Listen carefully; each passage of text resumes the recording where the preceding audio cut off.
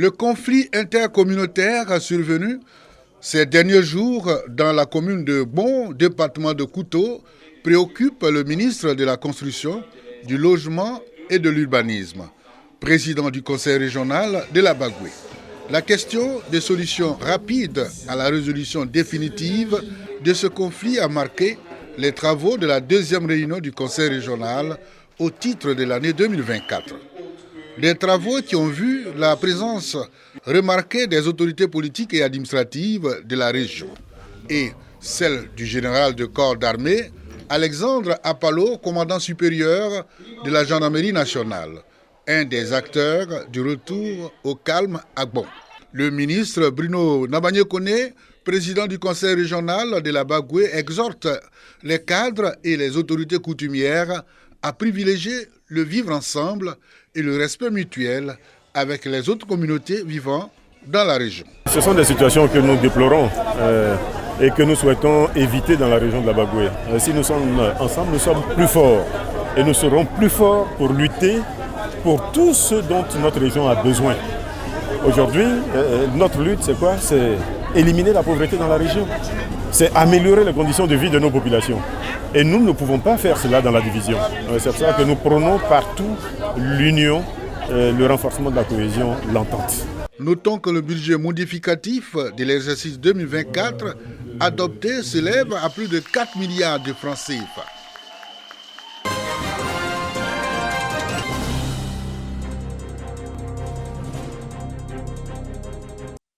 Le Lobo, peuplé d'environ 5000 âmes, situé dans le département de Béoumi, est érigé en sous-préfecture depuis 2017. À l'instar des autres localités de la région de Bouaké, le Lobo bénéficie de plusieurs infrastructures économiques de base, notamment un château d'eau, une école primaire, la connexion au réseau électrique national et un centre de santé urbain. Cependant, cette structure de prise en charge médicale ne bénéficie pas d'ambulance. L'inconfort du transfert des malades vers des centres de santé mieux équipés est un calvaire. On a des difficultés. Quand une femme veut accoucher, quand on vient à l'hôpital, on ne trouve pas de voiture. Souvent aussi, on fait appel aux transporteurs qui ne respectent pas le rendez-vous. En cours de route, nos parents décèdent. Cette situation est désormais un lointain souvenir. Le centre de santé urbain a maintenant une ambulance médicalisée pour l'évacuation des malades. Un don du ministère de la Santé, de l'hygiène publique et de la couverture maladie universelle. À la cérémonie de remise, le député de la localité, Kwame Jules Atimbré, exprime ses remerciements au ministère de la Santé pour avoir répondu favorablement à la demande des populations. Monsieur Pierre Demba a bien voulu me remettre une ambulance pour l'offrir à nos parents de Lolobo. Tout ceci est rendu possible grâce à un homme inspiré par le Seigneur, son Excellence Alassane Ouattara, président de la République de Côte d'Ivoire. L'acquisition ce jour de cette ambulance médicalisée apportera un ouf de soulagement aux praticiens que nous sommes et aussi à l'ensemble de la population de la sous-préfecture de Lolobo. Cette cérémonie de remise d'ambulance vient après celle de la réalisation d'un fourrage dans le centre de santé urbain de Lolobo.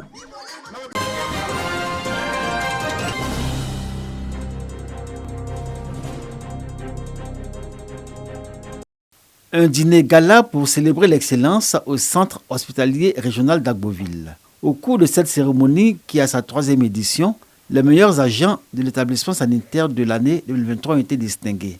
20 prix d'excellence et 3 prix spéciaux du directeur du CHR ont été décernés à des agents issus des différents services de l'hôpital et de l'administration. Ils ont été évalués sur la base de plusieurs critères, notamment la ponctualité, l'assiduité, les aptitudes professionnelles, le civisme, le sens de responsabilité et du service public. Ce prix, c'est pas pour dire que je suis la meilleure. Nous sommes tous de très très bons médecins qui au quotidien prenons la peine de bien nous occuper de nos patients, les accompagner. Comme on le dit, le mérite c'est au bout de l'effort.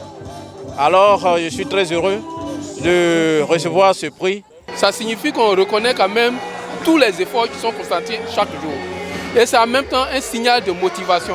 Cette célébration du mérite et du travail bien fait, le directeur du CHR d'Agboville, Claver Fabius Savieso, l'a institué pour saluer l'implication et les efforts de l'ensemble de son personnel, qui a permis à son établissement de glaner plusieurs trophées au plan national et régional. Il veut compter sur la population afin que le CHR d'Agboville joue pleinement son rôle d'hôpital de référence de la région Languébi-Tiassa.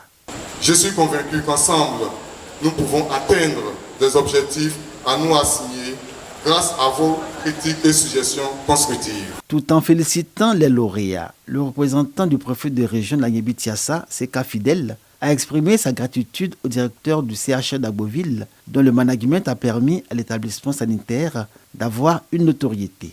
Cette cérémonie du mérite était couplée avec un hommage à 6 agents du CHR d'Agboville admis à faire valoir leur droit à la retraite. Ils ont été félicités pour la qualité de leur travail, les sacrifices consentis tout au long de leur carrière professionnelle.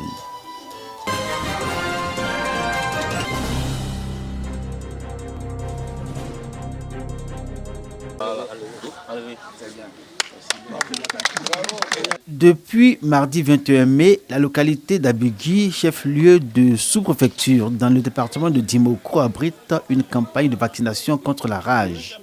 Maladie virale qui s'attaque au système nerveux des mammifères et transmissible à l'homme. Les équipes des services vétérinaires, du ministère des Ressources animales et halieutiques sillonnent tous les 17 villages que compte cette sous-préfecture pour vacciner gratuitement tous les chiens qui s'y trouvent. L'objectif est de protéger les populations suite à la détection d'un cas confirmé de rage. Je viens de vacciner mes chiens. Mes enfants sont protégés. J'invite les autres à venir vacciner pour eux.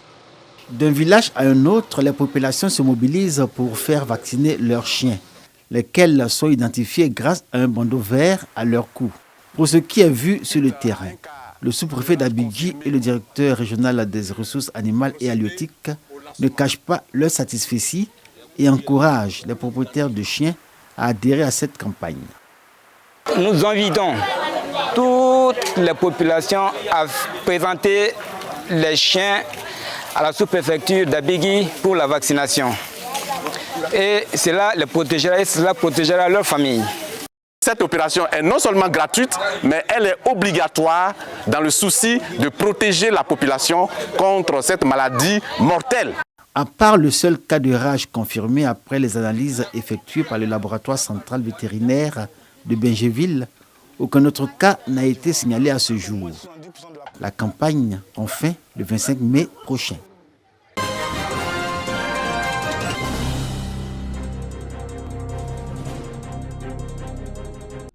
Tanso, village de la commune de Tiémé, région du Kabadougou. La localité est au rythme du Koro Siratien, une fête de génération. 3 jours de réjouissance pour permettre à la population de s'imprégner de la tradition malinké du département d'Odiéné.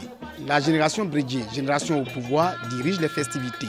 Tangasso, c'est un village très ancien, le plus ancien connu de toute la région, qui a su conserver toute sa culture, toute sa tradition. Fait majeur de cette célébration ancestrale, le toilettage du marigot, lieu symbolique du Kosiratien. Cette cérémonie traditionnelle tire son fondement même de l'avènement de Kosiratien, à savoir que les jeunes gens ont nettoyé la voie jusqu'au marigot. Et arrivé au marigot, les femmes du village préparent pour les encourager après les efforts qu'ils ont fournis. La génération au pouvoir va offrir de la cola aux aînés comme preuve de l'accomplissement de leur mission.